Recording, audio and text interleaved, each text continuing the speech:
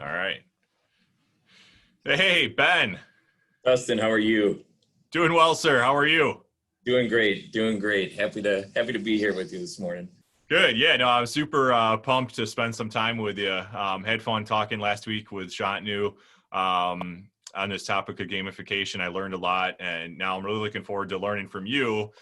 You've been, a sales leader in our region here that I've followed as your career has progressed, and I know this is something that you've used. I just really can't wait to hear from more of the sales training and sales development's perspective, how gamification is used and what your interest level is from that standpoint. So Sure. really excited to be able to spend some time with you. Same. Just so the group, everyone watching this knows, Ben actually just received some really nice recognition for some of those efforts that I noticed I've been watching with him over the last few years. But Training Magazine actually recognized him as one of the emerging leaders to watch for 2020. So one of the top 30 emerging leaders to watch in the sales training world. So congratulations to you on that, Ben.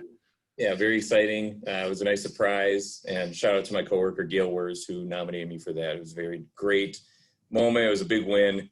In 2020, we'll take any wins we can get. So I would second that. That's awesome. And all the cooler just to come from the nomination to come from someone you work with. That must be really rewarding. Yep, absolutely. Cool. Well, do you want to just maybe introduce yourself a little bit further? Sure. So my name is Ben Schneider. I'm currently the Director of Sales Training and Development and lead the diversity inclusion team at a local Wisconsin liquor and wine distributor. And I was born, raised Fond du Lac, Wisconsin, so just an hour north of Milwaukee. The dead giveaway. I've been in Milwaukee now the last 10 or so years. My background started. I love the sweatshirt. Thank you. Yes. Cream City Printing right here in Milwaukee. Did a great job here. So my background started out in sales, some more cold calling, prospecting, worked my way up, and this was software sales, started out in healthcare. Okay. Moved into financial planning software sales, then took over the training program there, moved into cybersecurity from a sales training perspective, and now into liquor and wine. So the background, the leaps and all that, very different, all very unique. But when it comes to gamification, I've had a very unique lens on seeing it firsthand, kind of being gamified to me in the sales role, and seeing how it could help me become motivated and try to be better than the other sales reps I was with. And then from the flip side, more the operations and the training side, I've also had to consider when and where it makes sense for gamification and when it could actually bring a benefit to our organizations. And the thing with gamification, as we'll talk through today, is just that gamification, it can take a lot of work to do it right. Right. And in some cases, it's not really even the best option. So that's where I've seen a bit of it all. I've seen it go very well, very poorly, and that's what we could talk through today a little bit as well. Got it. Yeah, no, that's a great background. So your interest in gamification came from kind of participating in some of these gamification exercises on the actual sales end yourself while you were selling, and then now fast forward, and you've emerged into some leadership roles and training development roles. And this is where you've thought about now how you can develop programs that would be effective for those that are out there selling and being trained on selling.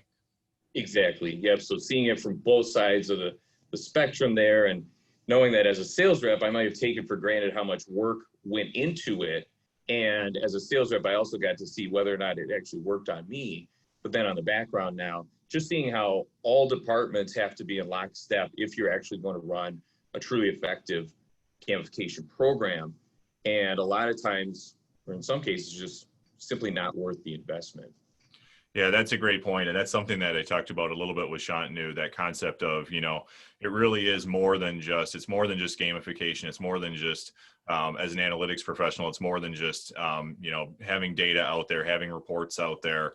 You really do need to have alignment on, why are we doing this? What is this? Make sure that the key stakeholders are fully bought into what you're doing. It's more than just data. It's more than just reporting. You have to go into use your softer skills, to go out there and get buy-in. It's just as important to me, if not more important than the actual reporting, or in this case, the actual gamification system itself. So I know we could talk about this topic for a long time.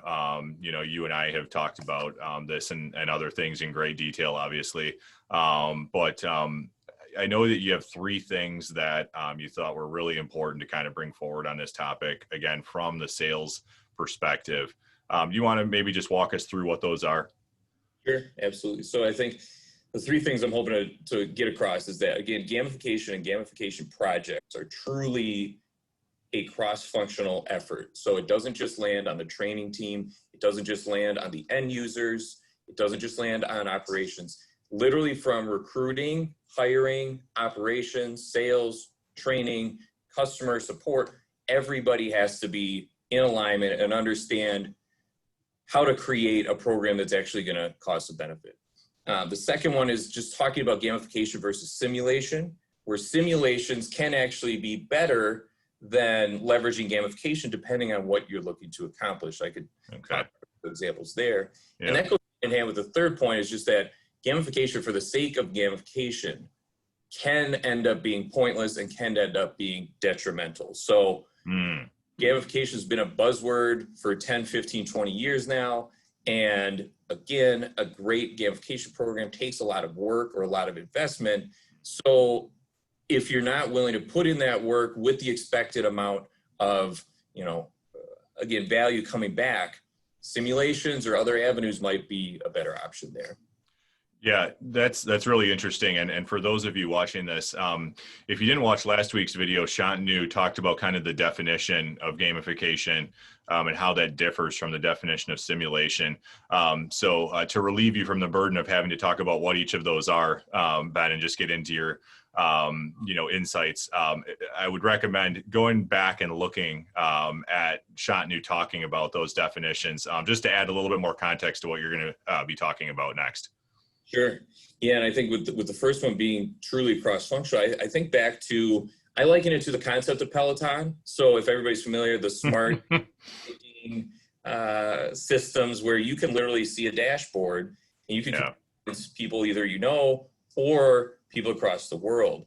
And we had done something similar in one of my first sales roles, where the operations team had identified 3 or 4 key metrics that, if highlighted and if focused on, should bring increased sales results. So we took those, we put those on a leaderboard, just in plain view. Everybody could see them throughout the day. So if I was a sales rep and I was typically, a top 4 or 5, I was never the top number 1 person, I could always see myself and compare myself to the ones that are seeing the most success. So the number 1 person, how many meetings did they book? What's their percentage of their quota? How many calls are they making in a day? Where this then becomes totally ingrained and cross-functional is that we in the sales role, we were banking on operations getting that right to highlight those 3 or 4 metrics. We were also banking on the fact that with sales reps, there's a stigma that we're driven by competition. We're driven by seeing if somebody else is doing better than me, or if somebody else is eating my lunch money, so to speak. That'll just motivate me to continue to drive more and more. Now, the only way to actually get competitive sales reps into an organization is if we're interviewing for those reps, if we're asking for specific examples of how they're competitive or how they're, how they always want to win, and hiring, recruiting, all those type of things. So when I say it's truly cross-functional, it then has to be taken and go back to, well, okay, are these the right metrics? Are we actually seeing people get more competitive? Are we seeing better results? Are we bringing in the right people? Are we selling something that maybe is more of a relationship manager type sales process? So all of those are so interconnected that it's truly, if one of those is out of place or not on the same page, then it can be a pointless effort. And I know with the second piece, gamification versus simulation, now in my role with liquor and wine, there's a ton of opportunities for great simulation. So if you think about, you could make either an e-learning that shows how to make a certain cocktail. Here are the ingredients. Go grab these ingredients, the cocktail. Now, why I think that's a great simulation versus gamification is our metrics don't necessarily need people, efficiently creating these cocktails. So there's no true benefit in me comparing how well I make this cocktail to how well somebody else does. Right. And the simulation versus gamification. And the third point there, gamification for the sake of gamification. Again, the amount of effort, and from all the training teams I've been a part of or seen, these were fairly small parts, 3-4 different people. And gamification needs such an effort and a focus from potentially a design standpoint, e-learning design standpoint, follow-up standpoint, software investment standpoint, all of those things. It really has to be almost a full plan of what's the intended benefit. Is it increased sales? Is it time to ramp up this individual more quickly? Or can these just be done with more of a simulation or e-learning or on-the-job type training? So those are the three big things there. Is just, again, going back to the Peloton example, cross-department simulation versus gamification, and then don't just use a buzzword and try to check the box. That's important to remember. Yeah, this has been awesome, Ben. I really appreciate you spending some time with us. Super valuable. I took a bunch of notes while you were talking, and I've got some takeaways here for some things that I can go and use this information with. So thank you very much. And congrats again on the recognition from Training Magazine. Thank you, Dustin. I appreciate it. Have a great rest of your week. Thank you. You too. We'll see you. Okay. I will.